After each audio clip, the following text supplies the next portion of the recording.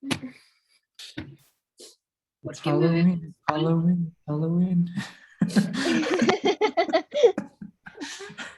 Ahora sí, ahora sí. Ahora está bien.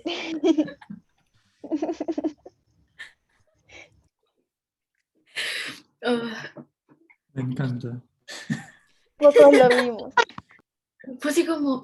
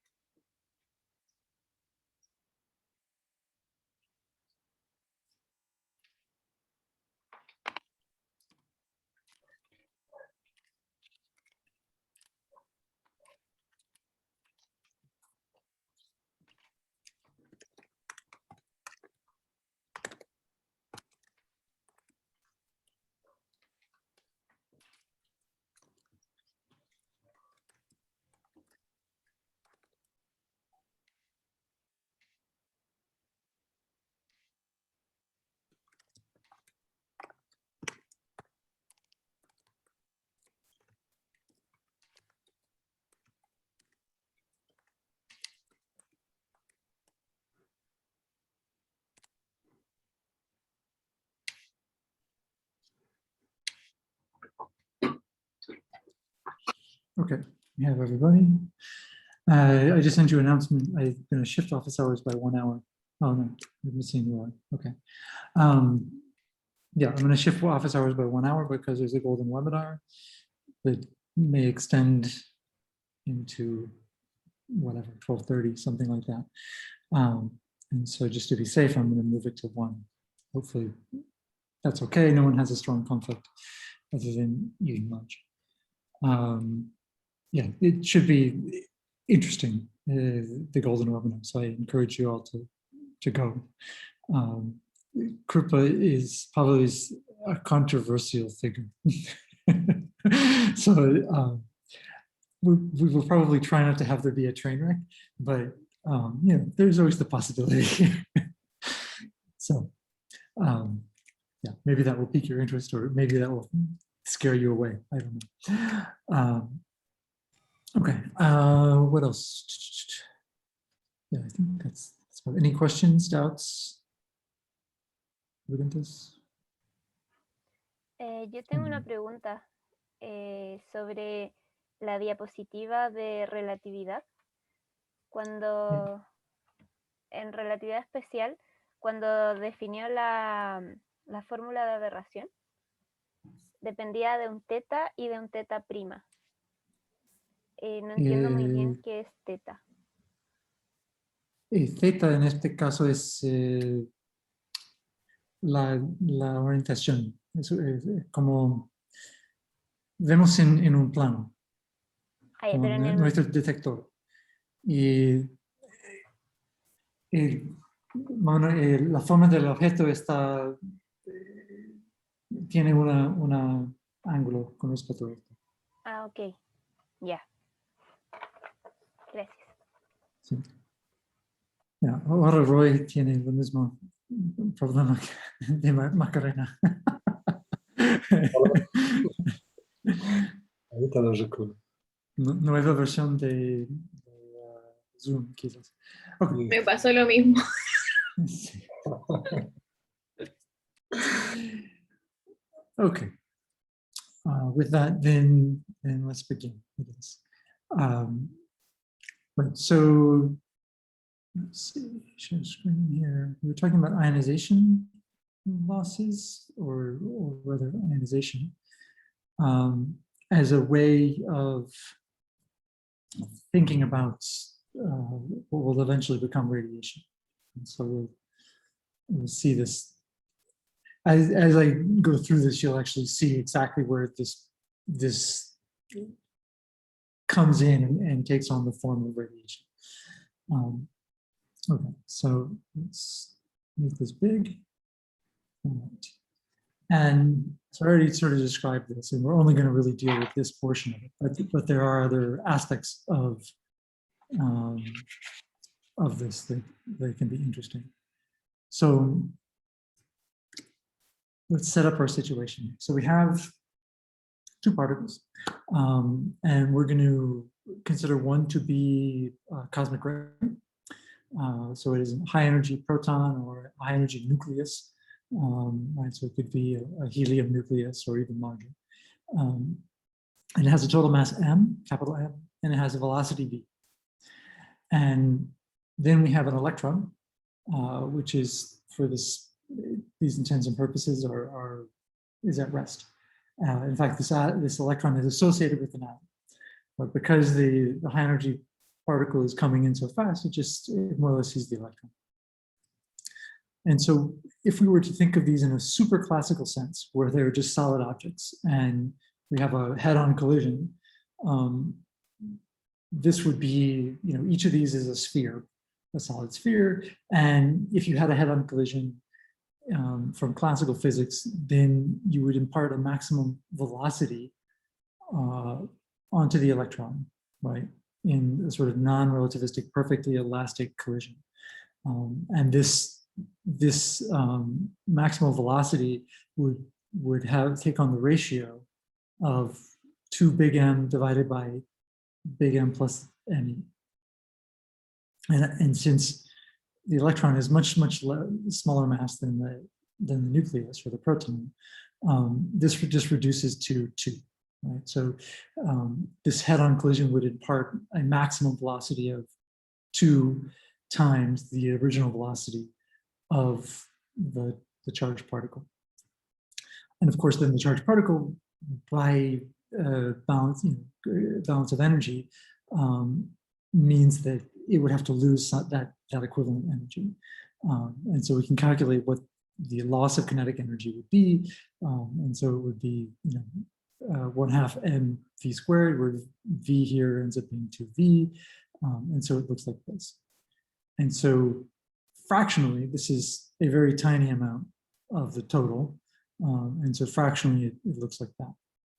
And so each collision is not going to strongly affect the velocity of the high energy proton or nucleus, right? So the fractional energy loss per collision will be very small.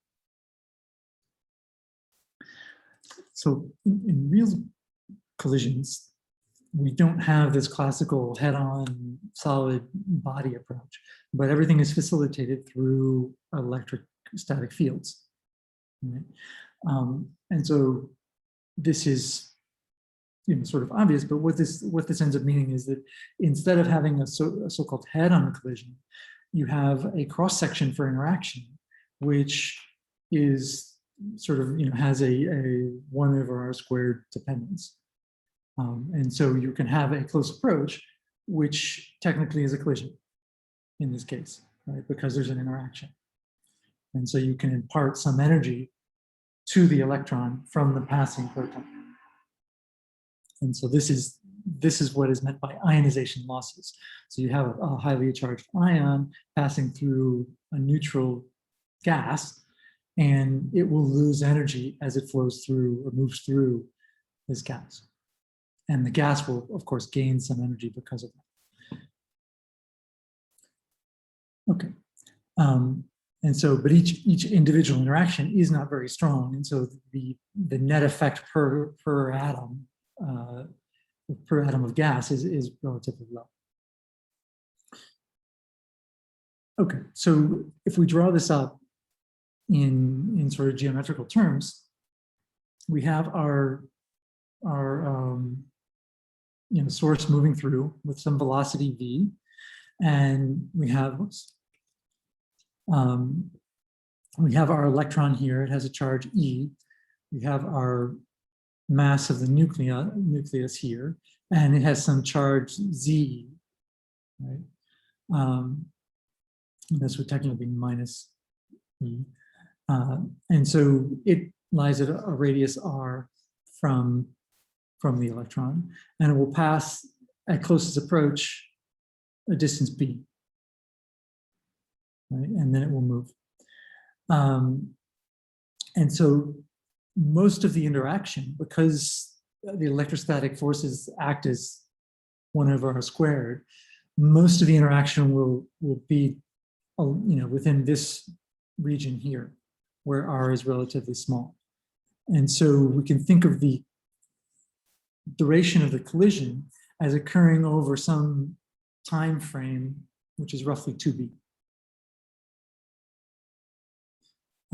And so depending on the speed, and you'll have a duration of the collision, basically 2p equals the duration of the collision times the velocity, roughly speaking.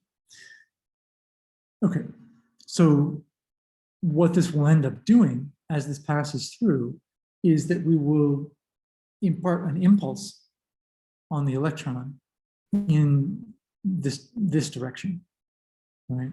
Because the impulse imparted from this will balance this, and those will, by symmetry, cancel out. So the forces that are parallel to the flight path cancel out, and we only need to consider the force perpendicular to this path. And so the force perpendicular, we can just set this up as our charge, so the ZE times E, so ZE squared, and then 1/r², and then some constants here. And we also have a sine theta term, which is from here. So it's just the geometrical aspect of it. And we also have the fact that the change in time is related to the change in x divided by u. Everyone with me so far? Okay. So we change variables and substitute out this theta for bx here equals tangent of theta, r equals b divided by sine theta, and then dx ends up equaling this thing, which is the derivative of this thing. Okay, so v here is effectively constant. It doesn't change much with each interaction, right? So we can think of it as passing through this integral. And so we want to integrate this over all time. And so we have, between sort of negative time equals 0 equals where it is at the impact parameter, b, and then positive. And so we integrate over all this. And effectively, we can then substitute in our changing of variables here. So we have, instead of r now, we have this b squared, and we have this extra sine squared theta term. And then for dt, we end up having this thing. And so after crossing off several of these variables and pulling everything that is technically constant outside of the integration, we just have an integration over theta. And so we can consider this portion of this equation what we call the momentum impulse. This is the normalization of this force that's being imparted onto the electron. And so if you want to think about the kinetic energy transferred to the electron, the energy is related to this momentum. Just if you square the momentum and then divide by 2me, this gives you the energy loss by the high energy particle, and then the energy transferred to the electron. And so just plugging in this thing here, we get this ugly set of numbers. But this is the energy loss that is suffered. And so what it depends on here is mostly the impact parameter and the velocity. What's interesting is that the mass of the charged particle, the cosmic ray, doesn't enter into this at all. Right? It's just the energy of the electron, or so the mass of the electron. Okay, so what we really want to understand here is then this is from one individual particle. But what we want to understand is that if we have a number of collisions, what's the average energy loss per unit distance? And so we want to know the number of collisions that are going to happen within some range of impact parameters. And we want to integrate over this range of impact parameters, if this makes sense. So we have this cosmic ray is passing through a bunch, this gas, and we'll have different impact parameters to different atoms. And we want to calculate sort of as a function of density, how that's going to relate to this impact parameter. And then we can try and integrate in the average sense over that impact parameter and this length to get out an average energy loss. So we can set this up as we have some impact parameter B, and then we have some smaller differential impact parameter dB, and then we have some distance that we're traveling dx.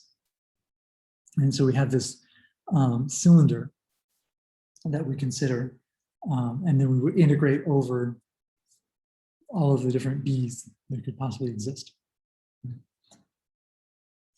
So the total energy loss here would be minus dE per unit length dx. And so we would have dE over dx. So this would end up being an integral over this volume here, right? And the number of electrons that are in that volume, and then the energy loss per electron. Does that make sense? And so we have B here, we have B here, we can divide them out, we can move all the constants over. And this is, in essence, an integral over, this is the energy loss, and we would move dx over here to get the change in energy as a function of x, dx. And so all we really need to do is integrate this thing over B. Okay. And so this quantity here, dE divided by dx, is a force.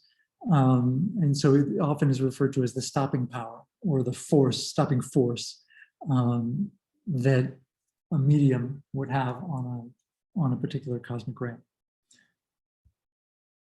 And so because this thing ends up being squared, given the p squared aspect of it, then it turns out that this energy is the same for negative or positive particles. So we can integrate this. There are two problems here, and one is that once we divide the b out, we have 1 over b, and so the integral of 1 over b is problematic because depending on what you choose here, right, the integral of 1 over b is log, or natural log. And of course, if you choose a b min, which is 0, then that diverges. Also, if you choose a b which is very, very high, that also diverges. And so you need to be careful about this. And so what we can do is integrate over ranges which are not quite the absolutes, but kind of close ranges. And so we want to integrate over some maximum b and some minimum b, which are sort of realistic, but not 0 and infinity. Okay, so if we integrate with these limits, then we end up having something which looks like this. And so this is our stopping power formula. And so we haven't mentioned what this is going to be yet, and this we'll spend several slides on this. But the sort of important thing here is that this impact parameter ratio, basically the closer the encounter you have, the greater the momentum impulse should be. And this momentum impulse should go as 1 over b squared.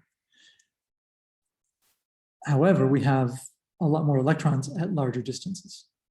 And so there will be a larger loss from that smaller collective fraction of larger distance electrons. And so this is what you get with this, the logarithmic dependence here. So this particular form, we will see over and over and over and over again for all of the different sort of derivations we do. And what you do in this case is you introduce reasonable limits for these two quantities. And with these limits, then you can evaluate this sum in some detail and get an approximate solution. And of course, ideally you want to evaluate these things in the appropriate limits, whether it be a classical limit or a quantum mechanical limit. Even with some assumptions about this, we can still get pretty close to what the actual values are. And then if you do much more detailed math, you will get correction terms that are added in here and modify this, but not by much. And so we can gain intuition just by doing this now. So what would be a good value for the maximum? Obviously, if we integrate out at some point, what's going to happen is that the electron just isn't going to be perturbed by the passage of this cosmic ray, right? And so one of the things to sort of consider here is that the electron is moving during the collision. And so for things that are very, very far away, the impulse time, or the duration over which the particle imparts an impulse will be longer. And so if the electron is moving around the atom, there is a sort of limitation on when it can be affected. And so we can estimate this by saying, there shouldn't be excitations that occur if the collision time, which is just 2v divided by v, ends up being larger than the classical orbit of the electron, which we can denote as 1 over sort of our frequency of the electron in whatever state it's in, or 2 pi divided by omega naught, which is the orbital frequency. And so this implies what we call an adiabatic cutoff, where B maximum is roughly equal to 5v divided by this frequency.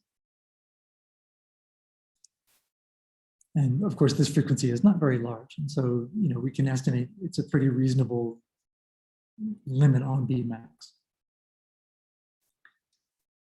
What about B min? And so we have a few options here. And if we think about things classically, right, so we had our initial estimate of the classical head-on collision. And there, the impact parameter was B equals 0. And in that case, we transferred an energy of 2me v squared. And so we could think about this, sort of considering the maximum amount of stopping force, or dE divided by dx, is going to equal this. And so then we could equate these two things and say, okay, this is the minimum B that we would have. And so we can then calculate B as just being some constant times the velocity squared. So this is one way of doing it in a classical sense. Another way would be to think about it in a quantum mechanical sense. And there, we can invoke Heisenberg's uncertainty principle. And so we have basically that we have a maximum velocity, delta v equals 2v, as up here. And this is going to yield an uncertainty in the momentum, or it'll equal a delta momentum, which is 2mev. And this will have a corresponding uncertainty in position via the Heisenberg uncertainty principle. And so we can plug that in. The uncertainty in position is going to be this. and we could equate this to B min. And so, whatever, we could choose one of these depending on the situation, whether we were in a classical regime or in a quantum mechanical regime. And you might try and evaluate which regime should you actually be in. And so here you can look at the quantum mechanical B minimum with respect to the classical B minimum, the ratio of these two things, and you plug all of these in, and you end up with this sort of, this equation here, but you can fold all these things into a constant, which actually turns out to be the fine structure constant, which has a value of 1/37.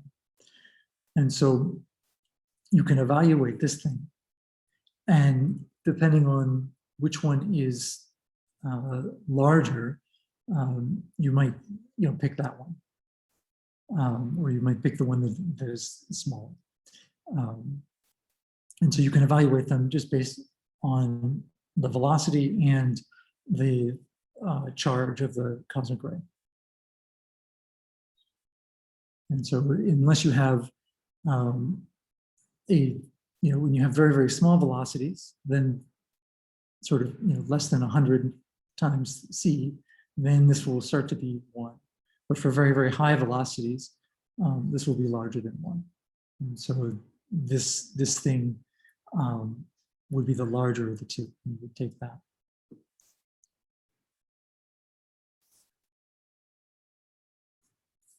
Right. So if V divided by C is greater than this, we should use the quantum mechanical restriction. And so generally for high energy particles, cosmic rays, that the quantum option is the one that should be used.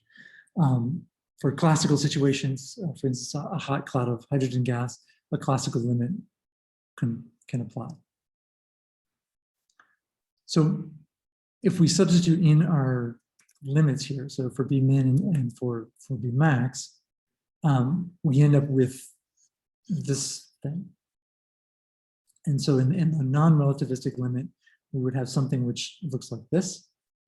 And so this is the loss rate per unit length for high energy particles.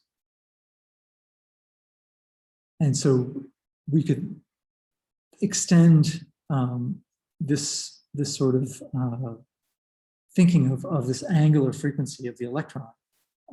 If we assume that it's sort of the orbital angular frequency of the ground state of a Bohr atom, we can think about this quantity here as the binding energy. And so we can sort of more realistically put in the ionization potential of a particular electron, and summing over the electrons in different energy levels, various atoms, et cetera, you can estimate what the average ionization potential is for your particular situation. And you end up having a sort of more simplistic equation, which is related to the, the sort of energy imparted and the ionization potential of the electron. And so this thing will be related to the structure of whatever your atom is, and the velocity of the cosmic ray, the number density of these particles, the gas, and then it's again only related to the mass of the electron. There's no mass of the particle here. The only thing that comes in is the charge of the particle, the cosmic ray.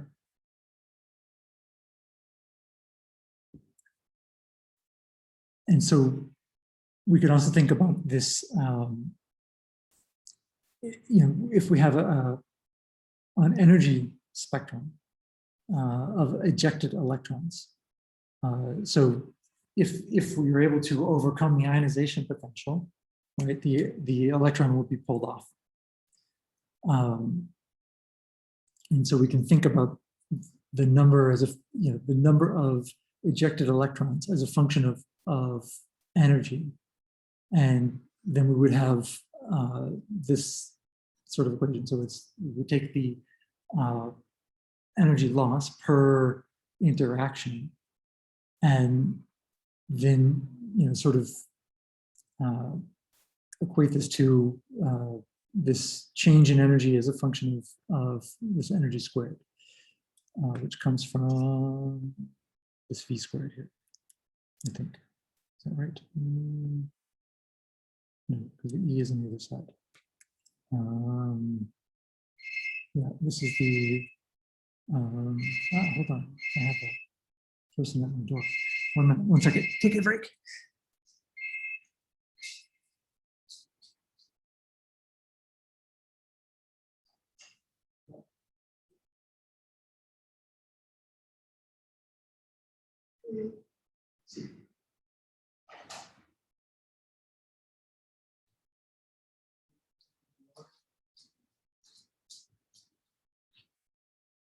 Okay, sorry, delivery. Okay, so yeah, so what this actually is you have the energy loss per electron, and this thing's coming through, and you want to estimate how many electrons are coming off of this. So this thing, if I get it right, I probably should have put an extra equation in here just to show you. But yeah, so let's see. We have this thing.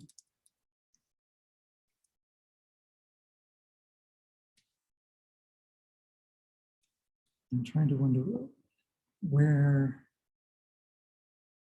Okay. Yeah, so the DE is on this side and on this side. And we have a DX here, which should be there. I have to think about why I ended up getting like this. Sorry. I ended up getting confused on it. Okay, so for the moment, we'll have to trust that this is correct.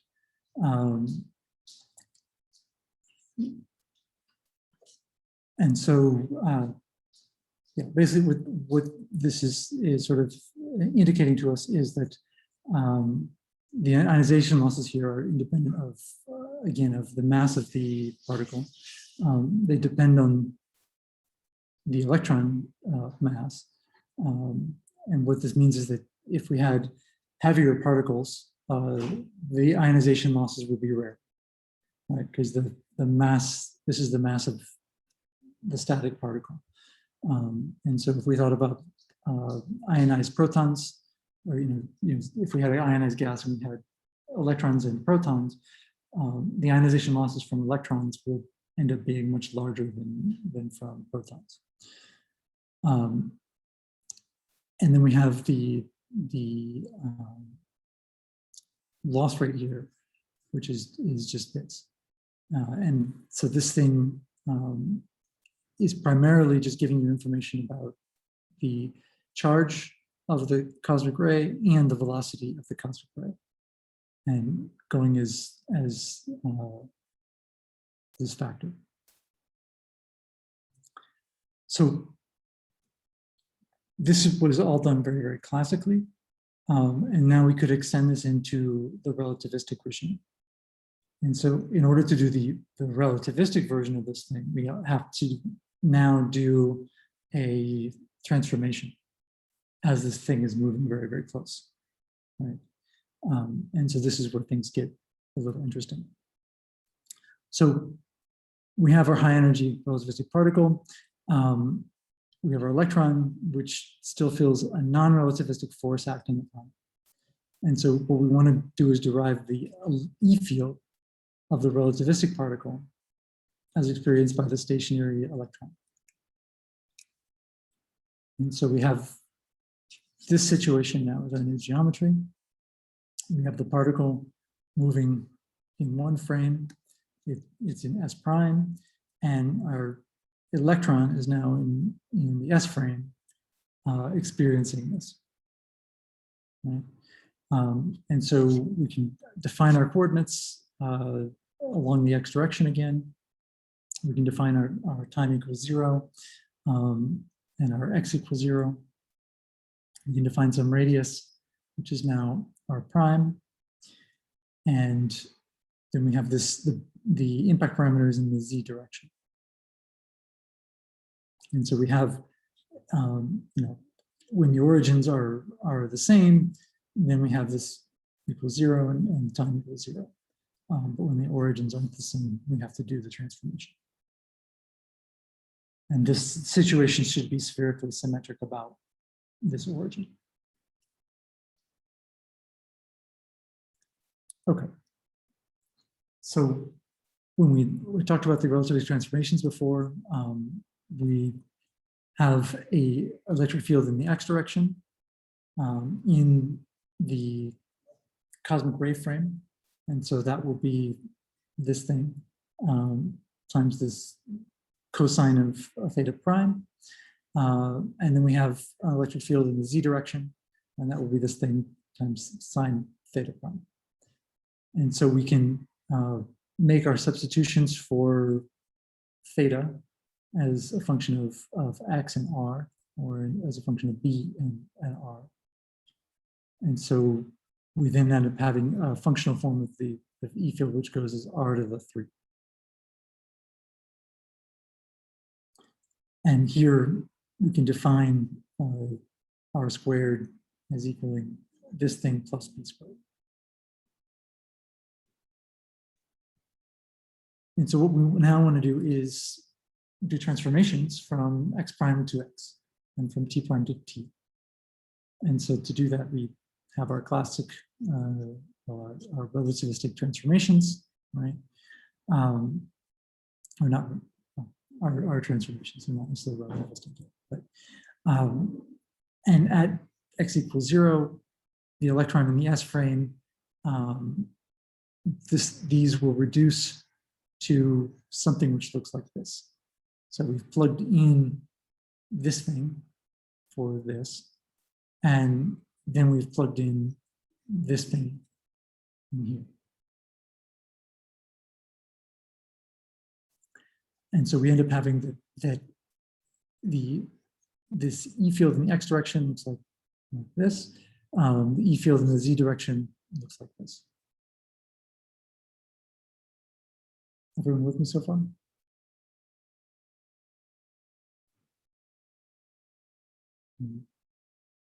No one's shaking their head, so okay.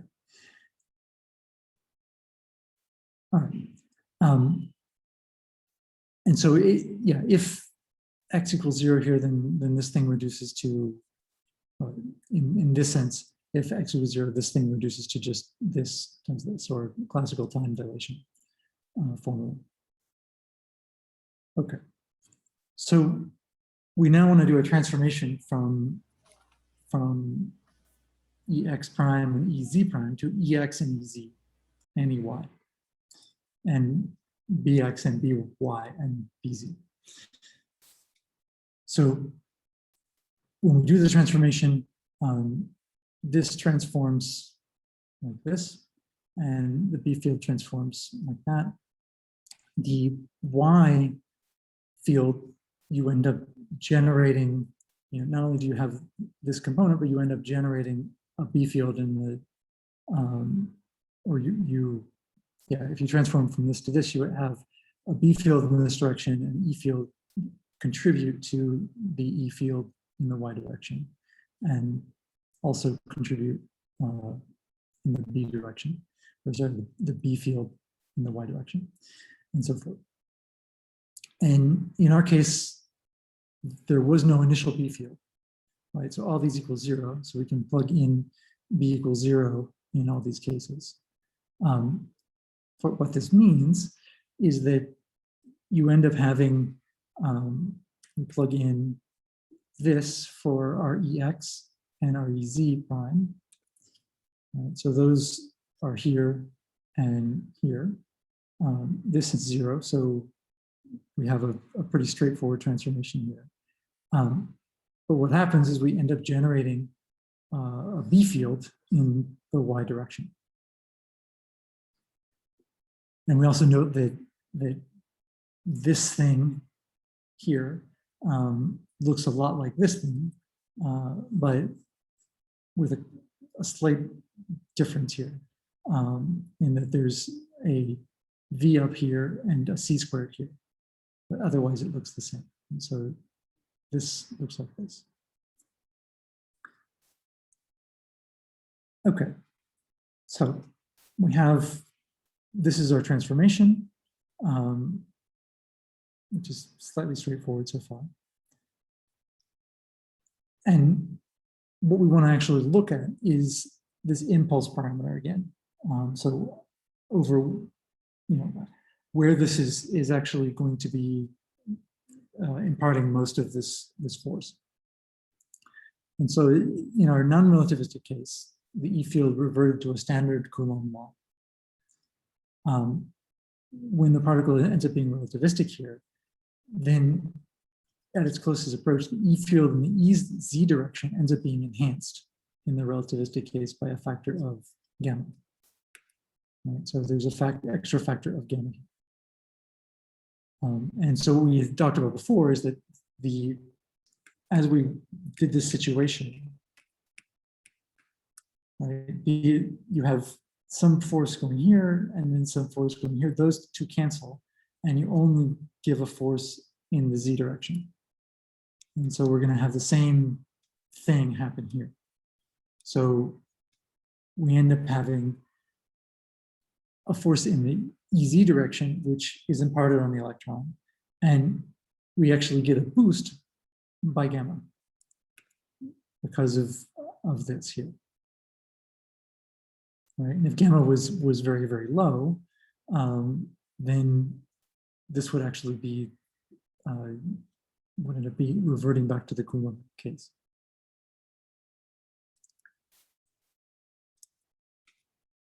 Okay.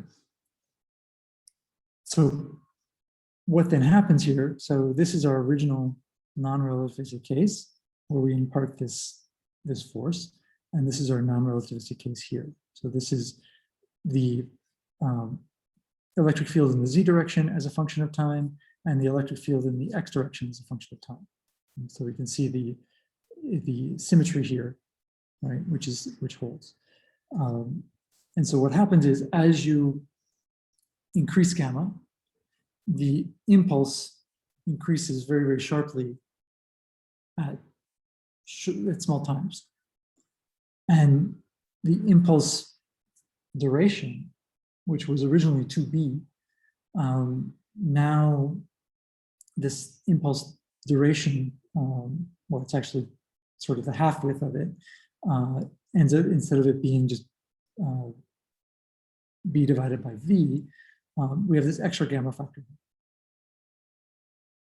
And so at very, very high gamma, Lorentz factors, the impulse gets very, very short. And as we approach C, so as the cosmic ray is almost the speed of light, this thing then becomes almost like a delta function.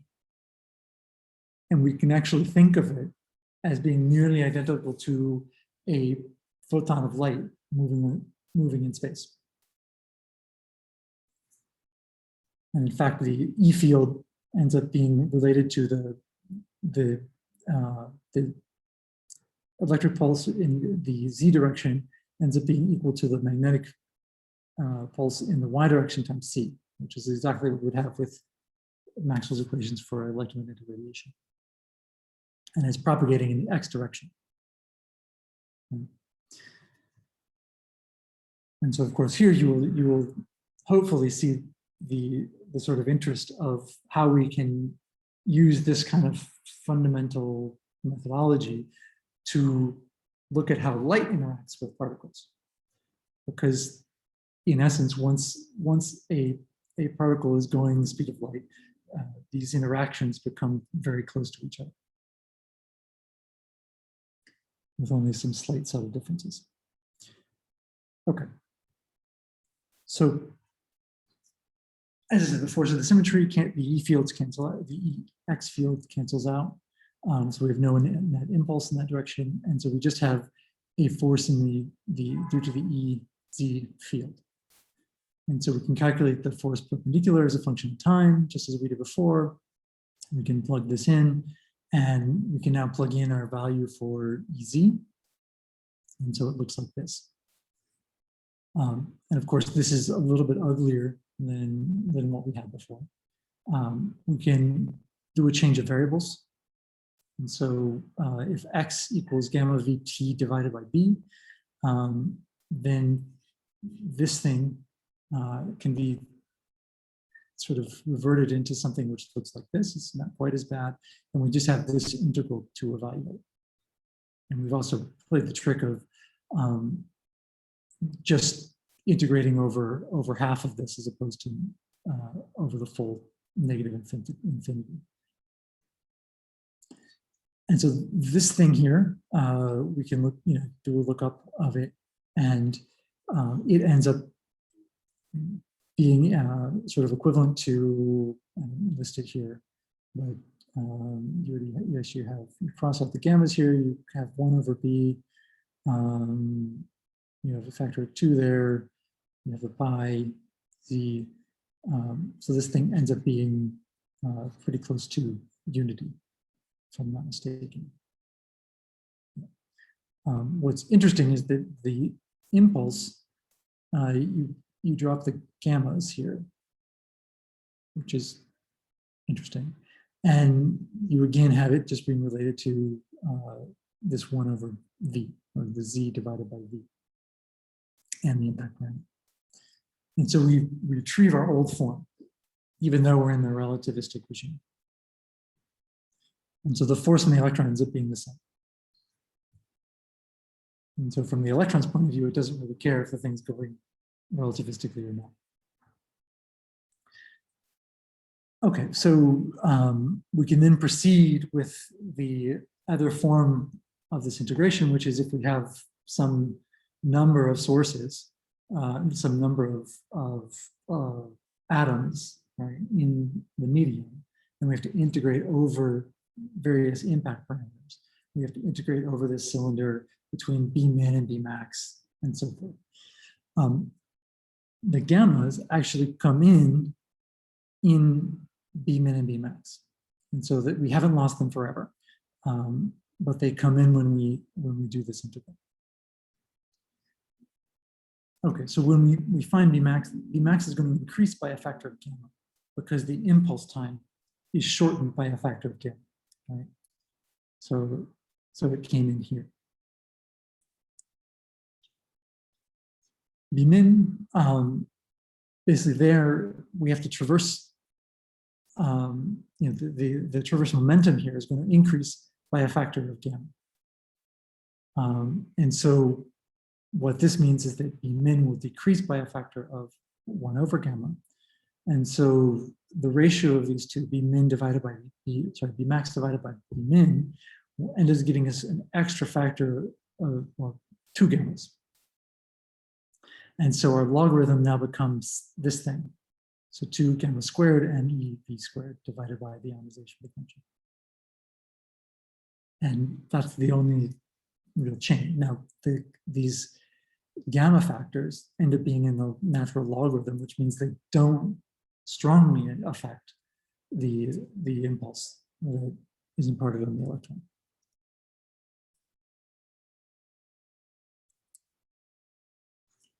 And so this is close to being correct. There's a slight extra term here, which comes from relativistic quantum theory.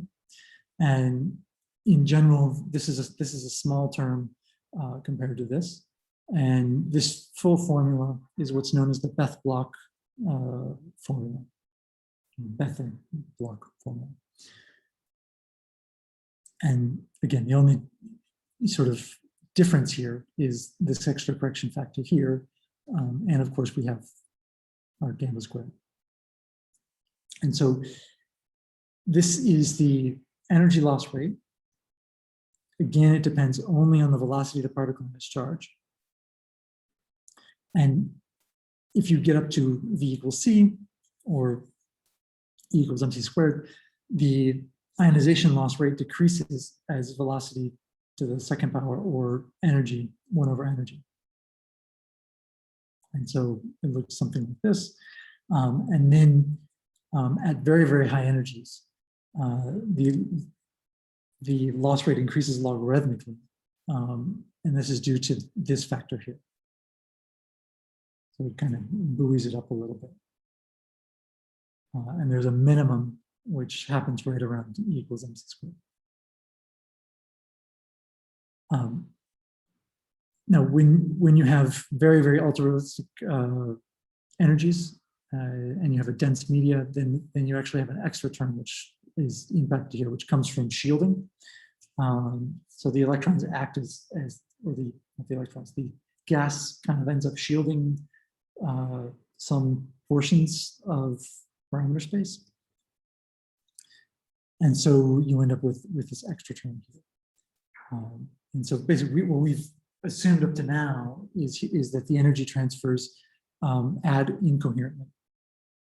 And so every electron, every atom is interacting. And that there's no net reaction of the electrons back on the E field of the high energy particle. And also we neglect the polarization of the medium. And so these factors come in, but at a sort of perturbation level. And so, the interactions we assume they take place split in free space. This is no longer the case when you have a very dense medium, where you're talking about just a few atomic diameters between particles. And highly relativistic particles here, there's an upper limit on the range of collision parameters, which was this. And so if the particles end up being packed very, very close together, you can't neglect collective effects. And so this is what this extra term ends up coming in, and it's known as a sort of density correction. And the way to deal with this is to split up the integral into near and far terms. And so evaluate not just a B min and a B max, but a B min and sort of B max in the near term, and then a B min and B max in the far term. And by doing the integral in sort of parts, you can evaluate it. So this particular sort of term here, in a very ultra-relativistic limit, this term inside the brackets ends up becoming something which looks like this. And so there's a slight difference here. In fact, there's an extra term which is related to the plasma frequency, which we will end up talking about maybe in 2 or 3 months, and kind of come back to understanding that. But generally speaking, what happens is the losses end up being a little bit smaller than what we would have estimated from this particular formula. Okay, so that may be a little bit, well, a lot to digest, but this has some interesting effects for cosmic rays imparting energy into a medium, a gas cloud, and for gas clouds to affect the diffusion of cosmic rays, right? And so if you have some place that's generating cosmic rays, and this could be a supernova, where the cosmic rays should be generated radially away from the supernova as the density or as the ejecta are sweeping up the medium, they're generating very dense magnetic fields, and particles are speeding up in these sort of cosmic ray accelerators and then eventually coming out of them. The other place where you find cosmic rays close to relativistic jets, those tend to be able to accelerate charged particles up to very fast speeds. And so you can then measure how these particles diffuse out, and you can use some constraints based on maybe how far you see them, what their density is. If you can kind of constrain that, you can then use that to understand the medium that might have slowed them down, or vice versa. So you can do some consistency checks. Any questions?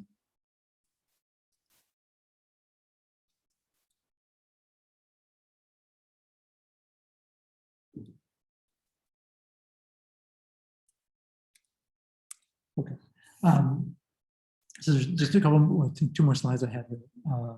So just to go into slightly more detail here, the energy loss here, it never ends up departing, depending on the mass of the high energy particle, only its velocity, or its Lorentz factor in the charge. And we can rewrite the mass of the particle as this big M, or we can write it as N times N and M times N, where N is the number of nucleons in the nucleus, and Mn is the average nucleon mass, which is roughly equal to the mass of the proton or the mass of the neutron, because these don't differ that much. And so what you could then think about is the kinetic energy of the particle per nucleon. So the total kinetic energy of the particle is this. And so the kinetic energy per nucleon would look like this. And so then you could equate this to this, the mass of the nucleon particle. Right? So if we then have a way to measure the charge, the ionization losses measure the kinetic energy per nucleon. And so if we can figure this out, then we end up understanding the ionization loss per nucleon. This is actually a fairly useful way to describe the energies of high energy particles. And so if let's say that we have a atomic number for some medium, which it's of a singular type of gas or whatever. So it has an atomic number of capital Z, and it has a density of atoms, a number density of atoms N. And so then the number of electrons is equal to N times Z. And then we could rewrite this ionization loss in terms of this. And so we would write it in terms of N and Z here. And then we have the rest of this per sort of interaction. So we can put all of this functional form aside from the Z of the charged particle and the NZ of the medium. Right? We can put all of the individual losses into this F term, this function, which is just the individual ionization loss. And so we can often quote the stopping power in terms of this quantity, which is mostly useful for laboratory results more than anything else. So you can, if you have a medium of pure iron or pure nickel or pure gold, and you bombard it with a fast-moving particle, you can see how fast that, or what the width of that material needs to be in order to stop that particle, or in order to stop a stream of those particles. And so in this sense, the stopping power is often quoted as a total mass per unit cross-section traversed by the particle, rather than a length. And so it's kind of folding in the density of the material. Right? So if a particle travels a distance x through a material that has a density rho, then it will have traversed,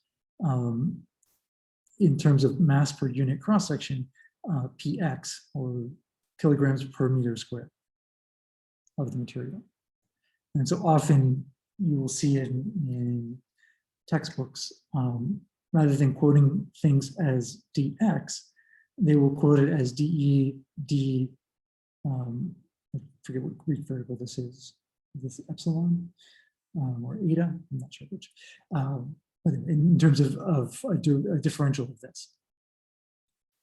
So you could rewrite this as this thing, and then you end up having an extra density factor over here, and the density factor is related to this number And so you end up having something which looks like this. So it's just the charge of the particle, the high energy particle, and then the I guess the mass number, what is this?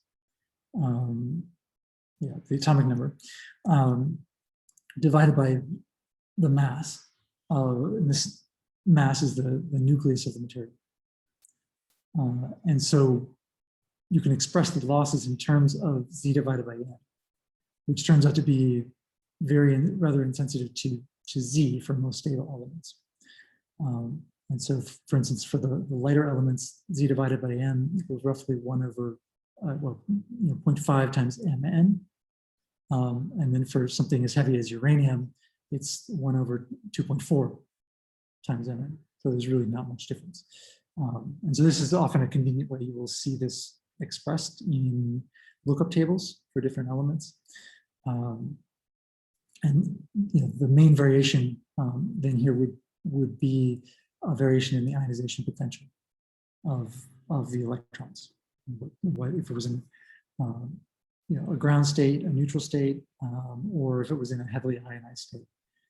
And so you can see the stopping power per unit mass length, or this quantity here, divided by Z squared, and as a function of the kinetic energy of the incoming particle. And so here you see different elements. So this is carbon, copper, and lead. And then this is another version of this where this is now, instead of kinetic energy per unit mass, it's in gamma -1. And so it's in sort of energy units. And so again, you can see lead, iron, and then depending on if you're in air or if you're in some sort of medium and so forth. And you can see how if you have an electron versus a muon versus a proton, what the energy and sort of functional form is. But you see this functional form, and this too is very much like this here. So there's not too much difference between different elements, which is kind of interesting. And here actually is an alpha particle. Okay, so that's all I really wanted to talk about today. I think this is my last slide. So any questions, thoughts? I have a question, but it's something like related to other topic. But yes, but I was thinking if this stopping force is the same force that normally we use when we are analyzing the floods of cosmic rays that arrives at Earth, and we are analyzing how these heavy nucleons and heavy particles start to interact with the atmosphere. And my question is if this is the same stopping force related to these processes? I mean, in essence, yes, that's exactly it. You will, so your medium here, so this will be air in this case. And so here, in fact, these tables are for air as the stopping. So you have, so this is an alpha particle, right? So this is a helium nuclei. And this particular curve is for that nuclei interacting with air. Now, you also have the upper atmosphere, which might be less dense than the lower atmosphere. So you have the density of air. And again, that's part of the reason why you write it in this way. So you can take into account the density of the material. But yeah, it's exactly right. You would use this particular nomenclature, this formalism for cosmic rays hitting the upper atmosphere. Okay, and the other question is similar to the optical depth that we studied previously. Is possible to talk about some lengths in which the energy of the initial particle is completely lost, or something like that, something similar? You can talk about it in terms of not necessarily the full energy, but like in terms of, you know, a loss of 1 over E. So loss of you know, 50% of the energy or 40%, whatever that ends up being. But yeah, so typically they talk about sort of an exponential loss of the energy, because this also will affect how much energy is lost will depend on the initial velocity. And so as you lose energy, it's not constant, right? And so, yeah, so over many, many interactions, you will start to lose energy. And so then you will have to do a slight differential sort of calculation. Okay, thank you. Yeah, hopefully that makes sense. Other questions? I'm going to stop sharing here so you can see it.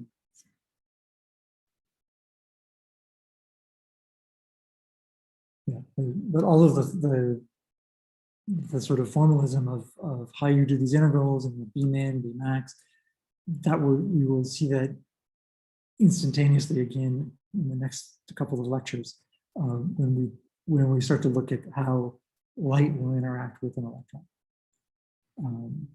And so it's kind of useful to see it in this form because it makes a little bit more sense. And so the leap from thinking about just an electromagnetic wave as interacting with an electric field and an electron it's one step higher in terms of thought process, I think. How you have to, the construct of it. Okay. So no more questions. Remember, office hours are shifted by 1 hour. And this one. Okay. Goodbye. Okay, bye bye. Bye. Bye. Bye. Bye.